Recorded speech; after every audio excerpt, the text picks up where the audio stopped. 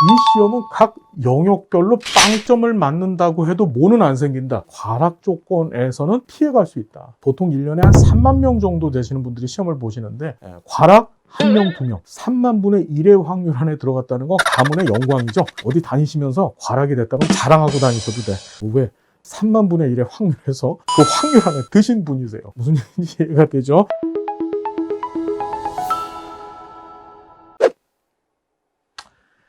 여러분 대단히 반갑습니다. 2023년에 시행되어질 제21회 사회복사 1급 시험을 준비하실 우리 귀하고 멋진 선생님들 너무나 반갑습니다. 오늘은요, 우리 사회복사 1급 시험이 어떻게 구성되어져 있는지 이 시험 제도에 관한 얘기를 잠깐 나눠보는 시간 가질 겁니다.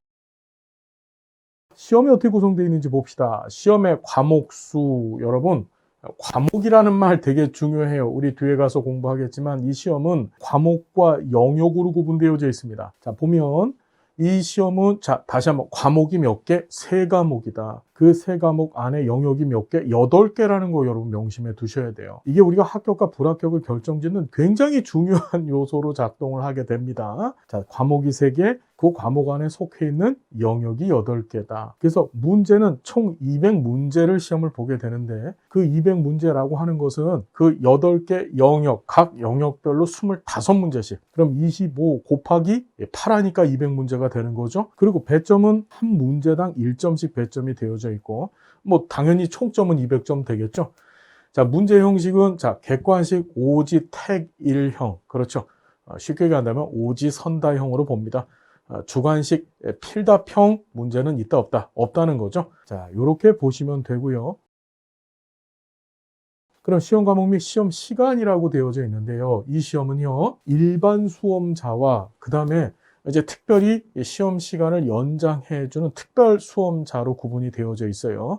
이 특별 수험자 분들은 누구냐? 주로 이제 장애를 갖고 계신 분들이 이 특별 수험자에 해당이 되어집니다. 잠깐 봤더니 1교시가 1과목이라고 보시면 돼요. 앞에서 말씀드린 것처럼 이 시험은 과목이 몇 개? 3개라고 말씀을 드렸잖아요. 그 과목의 이름이 사회복지기초입니다. 지금 과목 영역 제가 반복해서 말씀드리고 있죠. 이것이 이제 굉장히 중요한 기능을 한다라고 뒤에 가서 다시 설명을 드릴 겁니다. 이 사회복지기초라고 하는 과목이 50문항인데 인간행동과 사회환경 사회복지조사론이라고 하는 2개 영역이 이 하나의 과목을 구성하고 있다. 그 각 영역별로 25문항씩 시험을 보고 앞에서 잠깐 말씀드렸던 것처럼 각 문항이 1점씩 배점이 된다 그랬잖아요. 그렇죠.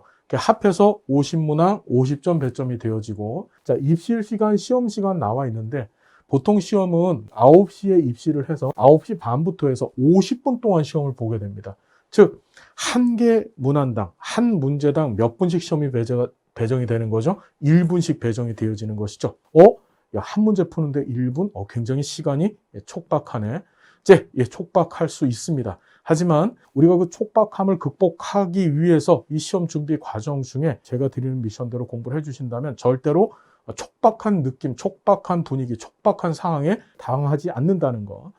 여유롭게 잘 시험을 보실 수 있다는 거 제가 여러분들 확신을 드리겠습니다. 휴식 시간이 있는데 시험 10시 20분에 끝나잖아요. 그럼 20분 동안 시험 휴식 시간을 갖게 되고, 2교시가 이제 두 번째 과목인데 그 과목의 이름이 뭐냐? 사회복지 실천이라고 하는 과목입니다. 여러분, 실천론이 아니고 실천이에요, 과목 이름이. 여기는 75문항을 시험을 봅니다. 그리고 요 안에 3가지 영역이 들어있죠. 사회복지 실천론이 있고 실천 기술론이 있고 지역사회 복지론이 있습니다. 각각 25문항씩 하니까 그게 몇 문항? 75문항이 된 거죠. 얘도 입실 시간이 휴식 시간 20분 끝나고 나서 10시 40분에 입시를 해서 한 문제당 1분씩 시험 시간이 주어진다 그랬죠. 그러다 보니까 총 75분 동안 시험을 보게 됩니다. 휴식 시간이 12시 5분부터 12시 25분까지 해서 20분 주어진다고 했는데요. 이거는 요번 20회 시험 같은 경우는 이렇게 진행을 했습니다. 이건 어떤 얘기냐면 우리 점심시간, 밥은 먹어야 되잖아요. 그죠? 근데 20회 시험 같은 경우에는 이 코로나 사태, 코로나19에 의한 그 상황이 너무나 엄중해서 이 점심시간을 배제를 했습니다. 하지만 제 추측에는 여러분들이 시험을 보시게 될 내년 2023년도, 그렇죠. 21회 시험 때는 이제 엔데믹이라고 하죠. 이 팬데믹이 끝나고 엔데믹 상황이 올 것이고, 그럼 점심시간이 주어질 것입니다. 그럼 20분이 아니라 한 4, 50분 정도 시간이 주어집니다. 다시 정리하자면 여기서 말씀드렸던 이 휴식 시간이라고 하는 것은 무슨 시간이에요? 예, 이제 특별한 상황에서 요번 20회의 휴식 시간이니까 요건 염두하지 마시고 우리 시험 때는 점심시간 주어지겠구나 라고 생각하시고 정리하시면 됩니다. 자, 3교시인데 3교시의 시험 과목 이름이 사회복지 정책과 제도입니다. 자, 과목 이름이 정책과 제도예요. 여기 역시도 어떻게 75문항을 보고 이 안에 세부 영역 순서대로 사회복지 정책론, 행정론, 법제론의 시험을 보시게 돼요. 자, 입시 시간 뭐 이런 건 별 의미가 없고 역시 75분, 즉 한 문제당 풀이 과정으로 풀이 시간으로 1분씩이 주어진다는 사실 정도만 보시면 됩니다. 자, 요 참고해 두셔야 될 게 있는데요. 시험 관련 법령 등을 적용해서 정답을 구해야 되는 문제는 시험 시행일, 현재 시행 중인 법령을 기준으로 출제를 하게 되어져 있어요. 21회 시험의 예정일을 2023년도 2월 4일쯤으로 보고 있습니다. 제가 예정일을 얘기하고 나서 틀린 적이 단 한 번도 없었습니다. 항상 이렇게 시험 과정에 대한 공고를 하는데요. 보통 명절 시작 전에, 명절이라는 게 설날이죠. 설날 시작하기 전에, 설날 전에 전주 토요일 날 시험을 보는 게 일상적인데 2023년도 달력을 봤더니만은 설날이 1월 달 굉장히 빨리 있더라고요. 예, 빨리 시작이 됩니다. 그러다 보니까 2월 4일쯤에 아마 시험을 보게 될 것이다. 제 예상을 믿어 주십시오, 여러분. 자, 그래서 2월 4일 날, 그때 어떻게 시행되어지는, 자, 우리가 제정된 것이 아니라, 제정이나 또는 개정된 법이 아니라 시행되어져서 시행 중인 법령을 기준으로 해서 출제가 되어진다. 이 관련해서는 우리 2부에서 우리 커리큘럼 말씀을 드릴 텐데, 그 커리큘럼 중에 뭘 얘기를 드릴 거냐면 그 개정 법령 특강 부분을 말씀을 드릴 거예요. 이것도 걱정하지 마시고 여러분들 이제 강의에만 그리고 커리큘럼에만 집중을 해주시면 되더라. 자, 시험 과목 및 시험 연장 수험자, 이게 특별 수험생들이라고 보시면 돼요. 앞에서 말씀드렸던 것이. 보통 장애를 갖고 계신 우리 선생님들이신데 1.2배, 1.5배, 1.7배 시간 연장 코스가 있기 때문에 혹이나 그런 장애를 갖고 계신 선생님들께서는 이런 연장 패키지를 좀 이용해 보시는 것도 방법이 되어질 수 있고 이용하셔야 되겠죠. 그죠? 자, 합격자 결정 기준입니다. 이걸 잘 정리를 해 두십시오. 시험의 합격 결정에 있어서는 매 과목 몇 할, 4할 이상, 전과목 총점에 6할 이상을 득점한 자를 합격자, 뭘로 정한다고요? 합격 예정자로 결정하게 되어져 있습니다. 이게 어떤 의미냐면요. 매 과목 4할 이상, 전과목 6할이에요. 정리를 해봅시다. 우리 시험은 과목이 몇 개 있었다 그랬죠, 여러분? 과목이 3개입니다. 그렇죠. 그 과목이 뭐라 그랬죠? 첫 번째가 자, 사회복지 기초라고 하는 과목이 있고, 자, 두 번째가 사회복지 실천이 있었죠. 자, 세 번째 과목이 뭐죠, 여러분? 예, 사회복지 정책과 제도라고 하는 과목이 있었습니다. 이렇게 3개의 과목이 있었다. 이게 과목이라 그랬습니다. 기억나죠? 자, 이 과목 안에 어떻게 영역이 있었다 그랬죠? 기억나세요? 자, 그 영역을 봤더니 이 사회복지 기초라고 하는 과목 안에 2가지 영역, 인간행동과 사회환경, 사회복지 조사론이 각각 25문제, 25문제씩. 다시 사회복지 실천이라고 하는 과목 안에 사회복지 실천론, 사회복지 실천 기술론, 지역사회 복지론이 각각 25문제씩. 그래서 여기 75문제, 여기 50문제. 사회복지 정책과 제도라고 하는 과목 안에 자, 얘처럼 사회복지 정책론, 사회복지 행정론, 사회복지 법제론이라고 하는 영역이 있고 이게 어떻게 총 75문제 이렇게 구성되어 있다라고 말씀을 드렸었어요.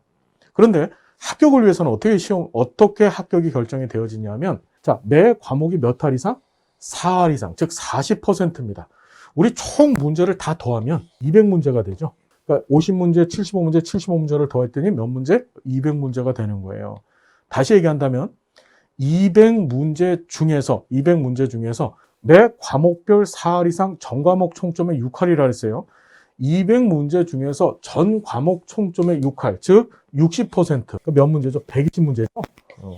다시 정리하자면 이 시험을 합격하기 위해서는 2가지 조건이 필요한데 그 2가지 조건이 첫 번째가 총점 조건입니다. 이 총점 조건이 바로 이 6할이라고 하는 얘기죠. 이렇게 6할 이상을 득점했으니까 120점을 맞아주시면 되는 거야. 그 다음에 자, 매 과목 4할 이상이라고 얘기하는데 이것이 과락 조건이라고 하죠. 과목별 낙방을 얘기하는 거예요. 매 과목 4할이라고 하는 얘기는 무슨 소리냐면, 자, 여기 잘 보셔야 되는 게 사회복지 기초가 과목이라 그랬죠. 얘는 영역이라 그랬어요. 그럼 사회복지 기초 50문제잖아요. 그죠? 이 50문제에서 100분의 40. 그럼 몇 문제가 되는 거예요, 여러분? 20문제 되는 거죠. 여기 같은 경우는 35문제. 그렇죠? 75 곱하기 100분의 40 하면 3, 4, 10해서 35가 30문제죠. 여기도 30문제. 20문제, 30문제, 30문제가 됩니다. 무슨 얘기냐 하면 지금 어떤 얘기인지 잘 정리해 볼게요. 예를 들자면 여러분들이 많이 어려워하시는 사회복지조사론을 빵점을 맞고 25문제를 다 틀렸어요. 다 틀리고 뭘 했다? 인인간 행동과 사회환경에서 20문제만 맞춰줬다. 그러면 과목별 낙방인 이 과락 4할 조건에 들어가야 안 들어가요? 안 들어가는 겁니다. 이해가 되시나요? 어떤 얘기인지? 다시 정리하자면 이 시험은 각 영역별로 빵점을 맞는다고 해도 뭐는 안 생긴다. 이 과목별 4할 이상이라고 하는 이 과락 조건에서는 피해갈 수 있다. 무슨 얘기인지 정리되세요? 그러니까 굉장히 시험 준비를 하실 때 이 테크닉에 대한 얘기도 우리가 계속 공부할 텐데요. 전략적 접근을 하실 수가 있습니다. 전략적 접근이라고 하는 것은 전체 총점 120점을 맞는 데 초점을 두시고 이 과목별 낙방에 대해서는 그다지 신경 쓰지 않고 진행을 하셔도 시험 준비에 무리가 없다는 말씀을 드리는 거예요. 과락은 아주 특별한 경우가 아니면 발생하지 않습니다. 보통 1년에 한 3만 명 정도 되시는 분들이 시험을 보시는데 과락 1명, 2명, 3만 분의 1의 확률 안에 들어갔다는 건 가문의 영광이죠. 어디 다니시면서 과락이 됐다 그러면 자랑하고 다니셔도 돼. 나 과락당했다고. 왜? 3만 분의 1의 확률에서 그 확률 안에 드신 분이세요. 무슨 얘기인지 이해가 되죠? 그렇다고 여러분들한테 과락을 하시라는 얘기가 절대 아닙니다. 자, 다시 정리하자면 120점이라고 하는 이 점수를 맞는 데다가만 초점을 두십시오. 과락을 그닥 걱정하지 마시고. 알겠죠? 그럼 여러분 120점이라고 하는 것이 생각을 해보세요.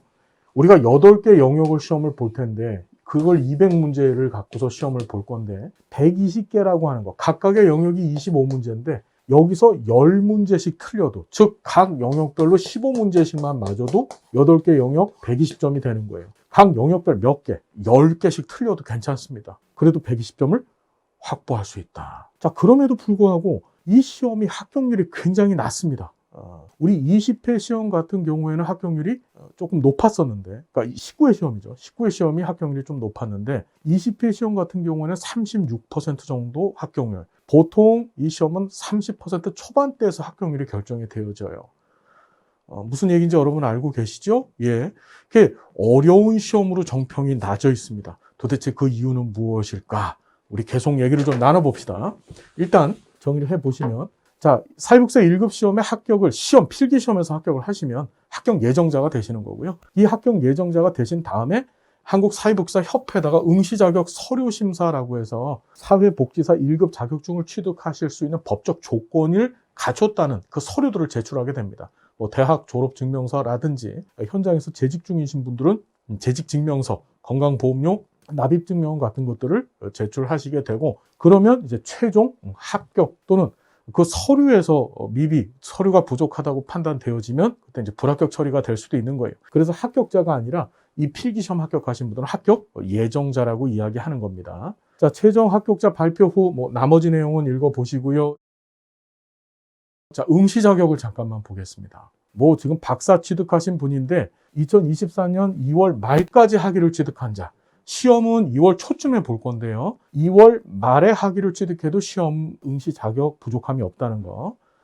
자, 뭐 나머지 내용들 잘 보시면 되는데 그닥 큰 얘기는 없고요. 자, 그냥 간단하게만 제가 정리를 좀 드리면은 이런 거죠. 어떤 분들이 응시를 하실 수 있냐면 전공 불문하고, 전공 불문입니다. 4년제 대학을 졸업하신 분들, 전공 불문하고 4년제 대학을 졸업하시고 나서 사회복지사 자격증을 취득하셨거나, 그렇죠? 그 취득의 루트는 뭐 평생교육원, 학점은행자 여러 가지 방법들이 있습니다. 취득을 하셨거나 또는 2월 28일까지, 2023년도 2월 28일까지 취득을 예정 중이신 분들, 무슨 얘기인지 되시죠? 예, 그런 분들은 모두 응시하실 수 있다. 또는 2년제 대학을 졸업하시고 나서 역시 전공 불문하고입니다. 자, 현장에서 경력을 쌓으신 다음에 1년 경력을 쌓으셔야 돼요. 그런 분들은 사회복지사 2급 자격증을 갖고 1년 이상 경력을 쌓으신 분들이 시험을 보실 수 있다. 무슨 얘기인지 이해가 되셨죠? 자, 그 정도로만 정리를 해 두시면 된다. 물론 사회복지학과 졸업생들은 무조건 시험을 보실 수 있는 거고요. 4년제 사회복지학과 졸업생들은요. 자, 결격 사유 나와 있는데 이것도 그닥 중요한 내용은 아닙니다. 이런 분들 결격 사유, 마약, 대마, 향, 정신성 의약품 중독 돼 계신 분들은 안 계시죠? 예. 지금 보여요. 누군지 보입니다. 예. 보이는데 얘기하지 않겠습니다. 자, 나머지 보시고요. 사회복지사 자격 취소 내용도 그다지 중요한 얘기 아닙니다. 이것도 한번 그냥 편안히 읽어보시고요. 나중에 현장에 가셔서 여러분들이 사회복지사 1급 자격증을 취득하신 다음에 현장에 가셔서 자격증 대여하거나 또는 양도하거나 여러분들의 자격증의 급수를 2급인 걸 1급으로 막 위조하거나 변조하거나 이런 것들이 적발이 되어지면 형사상 처벌을 받게 되어집니다. 바로 자격 취소가 진행되는 거죠. 자, 나머지 좀 보시고요. 자, 많은 분들이 사회복지사 1급을 자격증을 따는 데만 초점을 둬요. 예, 맞아요. 우리 1급 자격증 반드시 취득하셔야 됩니다. 그래서 이렇게 열심히 공부하시는 거죠. 근데 중요한 것이 왜 1급 자격증을 취득하셔야 되는지에 대한 목적과 목표가 사실은 명확치 않아요. 여러분, 우리나라는 1997년에 이 사회복지사 1급 자격증 제도를 법적으로 처음으로 도입을 해요. 사회복지사업법이라고 하는 법 개정을 통해서 사회복지사 1급 자격증 제도를 처음 만듭니다. 만들고 2003년도서부터 뭘 했다? 제1회 시험을 치르기 시작했습니다. 그리고 2023년도에 21회 시험, 여러분들이 그 시험을 보시게 될 거예요. 그러면 국가가 왜 이 시험 제도를 도입을 했을까요? 그 이유는 단 한 가지입니다. 사회복지사의 전문성 때문에 그렇죠. 여러분, 우린 전문가입니다. 우리의 직업은 사람을 다루는 일을 하고요. 사람들을 돌보고, 사람들을 변화시키고, 사람들의 욕구와 문제를 충족시켜 줄 수 있을 만큼의 아주 위대하고 놀랍고 큰 지식 체계를 갖고 있는 사람들이 바로 우리들이에요. 여러분 부탁드립니다. 이 시간대, 시험 준비를 하는 이 시간대 제대로 공부를 좀 해주십시오. 물론 자격증을 따기 위해서 시험 준비를 하지만 더 나아가서 여러분들이 현장에서 정말 좋은 전문적 지식을 가지고 그 지식에 기반한 기술을 활용해서 클라이언트에게 변화의 영향을 줄 수 있는 그런 멋진 사회복지사. 한 단계 더 뛰어서 사회복지사 1급 자격증을 취득하셨으면 이제 슈퍼바이저도 되셔야 되고, 즉 관리자가 되셔야 되고, 또 학교에 가셔서 학생들을 가르치는, 여러분들의 후배들, 후학들을 가르치는 일도 여러분들이 하실 수가 있습니다. 여러분들 그런 일들을 하기 위한 전초적인 지식체계를 만드는 시간을 이 시간으로 잡아주셨으면 좋겠어요. 어떤 시간? 시험 준비를 하는 시간. 여러분, 이 세상에서 제일 소중한 것이 무엇입니까? 바로 여러분들의 꿈이고요. 여러분들의 인생입니다. 여러분들에게 주어진 시간, 1시간, 1분 1초를 아껴가면서 최선을 다해서 공부해 주시고 사회복지사의 길에 들어서셨으니 이 길에서 어떻게 최고가 되어 주십시오. 그 최고가 되어지는 그 첫 번째 길목에서 바로 사회복지사 1급 시험 준비를 체계적으로 잘 해주시기를 진심을 다해서 바라겠습니다. 자, 시험 준비를 시작하시는 그 시점부터 시작해서 자, 시험에 합격해서 또 사회복지사로서의 멋진 꿈을 이뤄 나가시는 그때까지 제가 함께 하겠습니다. 감사드리고요. 우리 강의 시간에 행복한 모습으로 또 만나 뵙겠습니다. 여러분 고맙습니다.